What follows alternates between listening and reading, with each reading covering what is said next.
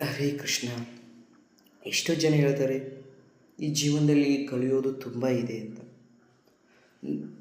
ಒಳ್ಳೆಯದೇ, ಕಲಿಯೋದು ಕಲೀಲಿ. ಕಲಿಯೋದು ಕೆಟ್ಟ ಅಂತ ಹೇಳಲ್ಲ ನಾನು. ಅದ್ರ ಜೊತೆಗೆ ನಾವು ಯಾವುದನ್ನು ಕಲಿತಾ ಇದ್ದೀವಿ ಅನ್ನೋದು ಬಹಳ ಮುಖ್ಯವಾಗುತ್ತೆ. ಒಳ್ಳೆಯದನ್ನು ಅಥವಾ ಕೆಟ್ಟದನ್ನು ಕಲಿತಾ ಇದ್ದೀವಿ ಅನ್ನೋದು. ಫ್ರೆಂಡ್ಸ್ ಜೋಳ ಕೂಡಿ ಯಾರೋ ಕೆಟ್ಟ ಫ್ರೆಂಡ್ಸ್ ಸಹವಾಸ ಮಾಡಿ ಕೆಟ್ಟ ದುಷ್ಟ ಚಟಗಳನ್ನು ಕಲಿಯೋದು, ಕೆಟ್ಟ ಕೆಟ್ಟ ಯೋಚನೆ ಮಾಡೋದು, ಕೆಟ್ಟ ಕೆಟ್ಟ ನಿರ್ಧಾರ ಮಾಡೋದು, ಇವು ಕಲಿಯೋದಲ್ಲ.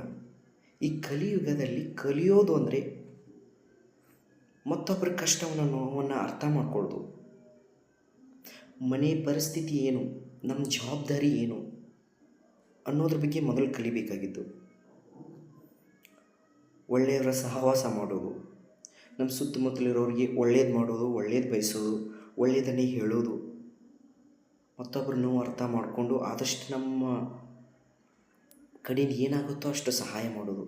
ಏನೂ ಆಗದೇ ಇದ್ರೂ 4 ಸಾಂತ್ವನದ ಮಾತು ಹೇಳೋದು. ಆ ಮನಸ್ಸಿಗೆ ತೃಪ್ತಿ ಆಗಬೇಕು. ಕೇಳೋ ಮನಸ್ಸಿಗೆ, ಆ ನೋವಿನಲ್ಲಿರೋ ಮನಸ್ಸಿಗೆ ತೃಪ್ತಿ ಆಗಬೇಕು. ಹೌದಲ್ವಾ? ಕಲಿಯೋದು ತುಂಬಾ ಇದೆ. ಮಹಾನ್ ವ್ಯಕ್ತಿಗಳು ಪ್ರವಚನ, ಜ್ಞಾನ, ಅವರ ನಡವಳಿಕೆ ಪ್ರಕಾರ ಸತ್ಯ ಧರ್ಮವನ್ನು ಕಲಿತು ಅದರ ಪ್ರಕಾರ ಒಳ್ಳೆಯದನ್ನೇ ಮಾಡ್ತಾ ಹೋಗಬೇಕು. ಆದಷ್ಟು ಪ್ರಕೃತಿಯ ಬಗ್ಗೆ ತಿಳ್ಕೊಂಡು ಪ್ರಕೃತಿಯನ್ನು ಬೆಳೆಸೋದ್ರ ಕಡೆಗೆ ನಮ್ಮ ಜೀವನವನ್ನು ಸಾಗಿಸ್ಬೇಕು. ಯಾಕಂದರೆ ನಾವು ಬದುಕ್ತಾ ಇರೋದು ಈ ಪ್ರಕೃತಿ ನಡುವೆನೇ. ಪ್ರಕೃತಿಯಿಂದ ನಾವು, ನಮ್ಮಿಂದ ಪ್ರಕೃತಿ ಅಲ್ಲ.